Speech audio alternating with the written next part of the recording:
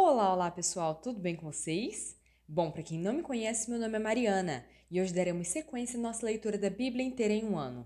Estamos no dia 252 e vamos seguir a partir de Isaías capítulo 3, que diz o seguinte: Julgamento de Jerusalém e de Judá. Vejam, o soberano, o Senhor dos exércitos, logo irá retirar de Jerusalém e de Judá todo o seu sustento, tanto o suprimento de comida como o suprimento de água, e também o herói e o guerreiro, o juiz e o profeta, o adivinho e a autoridade, o capitão de 50 soldados e o nobre, o conselheiro, o conhecedor de magia e o perito em encantamentos. Porém, jovens no governo, irresponsáveis dominarão, o povo oprimirá a si mesmo, homem contra homem, cada um contra o seu próximo. O jovem se levantará contra o idoso, e o desprezível contra o nobre. Um homem agarrará o seu irmão, um da família do seu pai, e lhe dirá: Como você tem um manto, seja o nosso governante, e assuma o poder sobre este monte de ruínas. Mas naquele dia ele exclamará: Não tenho remédios, não há comida nem roupa na minha casa, não me nomeiem governante do povo.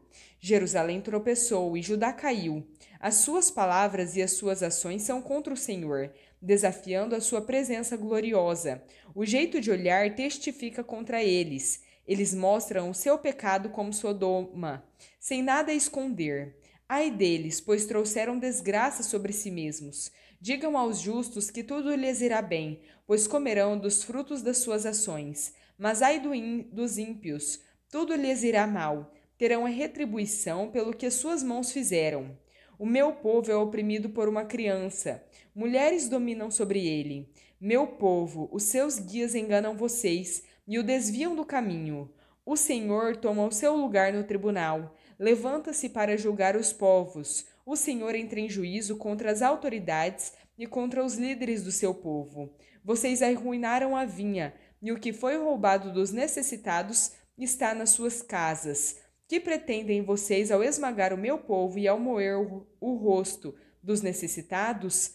Declara o soberano, o Senhor dos exércitos. O Senhor diz: por causa da arrogância das filhas de Sião, que caminham de cabeça erguida, flertam com os olhos e desfilam com passos curtos, fazendo tinir os enfeites nos calcanhares, o Senhor trará feridas sobre a cabeça das filhas de Sião. O Senhor as deixará sem cabelo.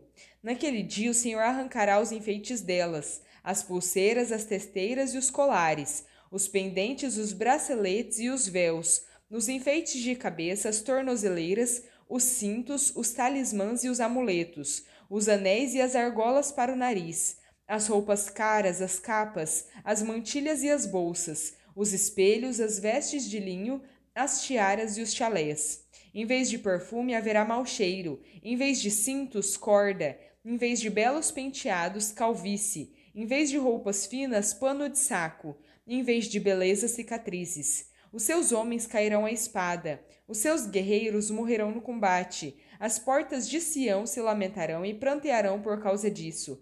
Sem nada, a cidade sentará no chão. Isaías capítulo 4. Naquele dia, 7 mulheres agarrarão um homem e lhe dirão: Nós mesmas providenciaremos a nossa comida e as nossas roupas. Apenas queremos ser chamadas pelo seu nome, e livre-nos da nossa vergonha. O renovo do Senhor. Naquele dia, o renovo do Senhor será belo e glorioso, e o fruto da terra será o orgulho e a glória dos sobreviventes de Israel. Os que forem deixados em Sião e ficarem em Jerusalém serão chamados santos, todos os inscritos para viver em Jerusalém.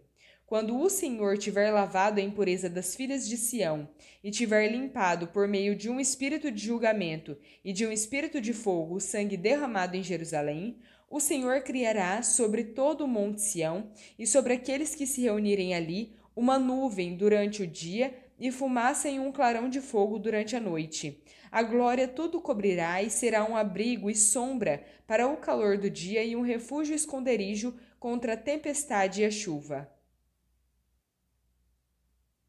Isaías capítulo 5. A canção da vinha. Cantarei agora ao meu amado, um cântico a respeito da sua vinha. O meu amado tinha uma vinha na encosta de uma colina fértil. Ele cavou a terra, tirou as pedras e plantou as melhores videiras. Construiu no meio dela uma torre de sentinela e também fez um lagar. Ele esperava que desse uvas boas, mas só deu uvas azedas. Agora, habitantes de Jerusalém e homens de Judá, julguem entre mim e a minha vinha. Que mais se poderia fazer por ela que eu não tenha feito? Então, por que só produziu uvas azedas quando eu esperava uvas boas? Pois eu digo a vocês, o que devo fazer com a minha vinha? Derrubarei a sua cerca para que ela seja transformada em pasto. Derrubarei o seu muro para que ela seja pisoteada. Farei dela um terreno baldio. Não será podada nem capinada. Espinheiros e ervas daninhas crescerão nela. Também ordenarei às nuvens que não derramem chuva sobre ela. Pois bem, a vinha do Senhor dos Exércitos é o povo de Israel, e os homens de Judá são a plantação em que ele se deleitava. Ele esperava justiça, mas houve derramamento de sangue. Esperava retidão, mas houve gritos de aflição. Ais e julgamentos. Ai de vocês que adquirem casas e mais casas, propriedades e mais propriedades, até não haver mais lugar para ninguém, e vocês se tornarem os senhores absolutos da terra. O Senhor dos Exércitos me disse: sem dúvida, muitas casas ficarão abandonadas, e as casas belas e grandes ficarão sem moradores. Uma vinha de 10 alqueires só produzia um bato de vinho, e um homer de semente só dará um efa de trigo. Ai dos que se levantam cedo para embebedar-se, e se esquentam com o vinho até a noite. Harpas, liras, tamborins, flautas e vinho há em suas festas, mas não se importam com os atos do Senhor, nem atentam para a obra que as mãos dele realizam. Portanto, o meu povo vai para o exílio por falta de conhecimento. A elite morrerá de fome e as multidões de sede. Por isso, o Sheol alarga sua garganta e escancara sua boca. Para lá descem os nobres e a multidão, com o seu barulho e celebração.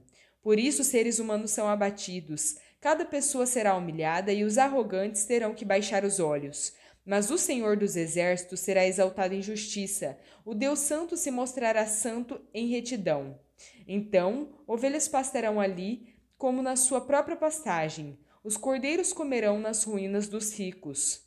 Ai dos que se prendem à iniquidade com cordas de engano e ao pecado com cordas de carroça, e dizem: que Deus se apresse, que acelere a realização da sua obra, para que a vejamos, que se aproxime e se cumpra o plano do Santo de Israel, para que o conheçamos. Ai dos que ao mal chamam bem, e ao bem mal, que fazem das trevas luz, e da luz trevas, do amargo doce e do doce amargo. Ai dos que são sábios aos seus próprios olhos, e inteligentes em sua própria opinião. Ai dos que são campeões em beber vinho, e mestres em misturar bebidas, dos que por suborno absolvem o culpado, mas negam justiça ao inocente. Por isso, como a palha é consumida pelo fogo, e o restolho é devorado pelas chamas, assim as suas raízes apodrecerão, e as suas flores, como pó, serão levadas pelo vento, pois rejeitaram a lei do Senhor dos Exércitos, desprezaram a palavra do Santo de Israel. Por tudo isso, a ira do Senhor acendeu-se contra o seu povo, e ele levantou a mão para feri-lo.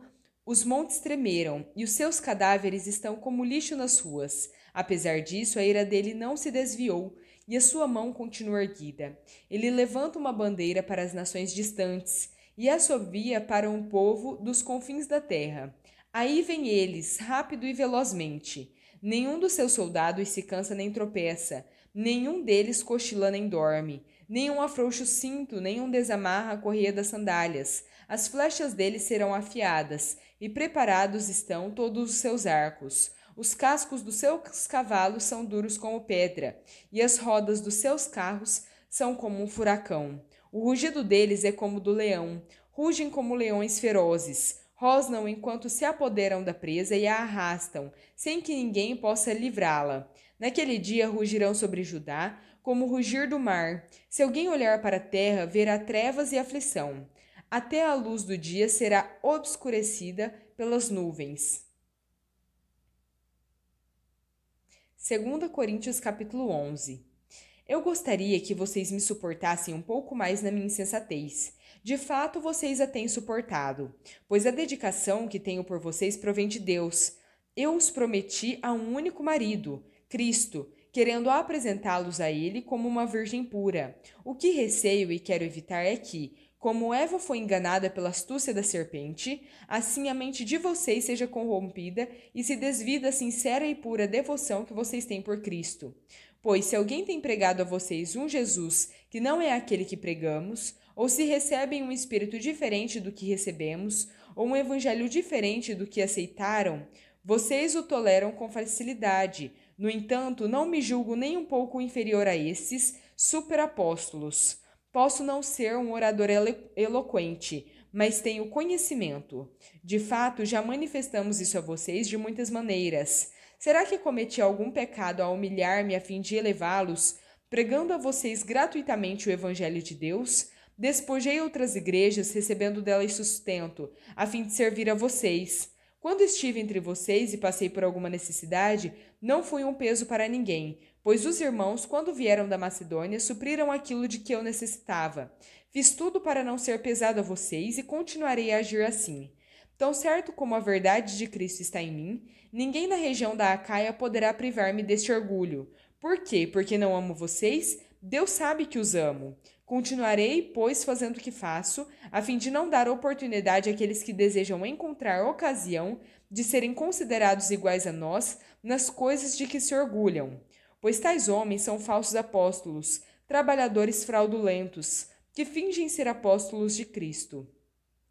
Isso não é de admirar, pois o próprio Satanás se disfarça de anjo de luz. Portanto, não é surpresa que os seus servos finjam ser servos da justiça. O fim deles será o que as suas ações merecem. Salmo 53. Diz o tolo no seu coração: não há Deus. Eles se corromperam e cometeram injustiças detestáveis. Não há ninguém que faça o bem. Deus olha dos céus para a humanidade, para ver se há alguém que tenha entendimento, alguém que busque a Deus.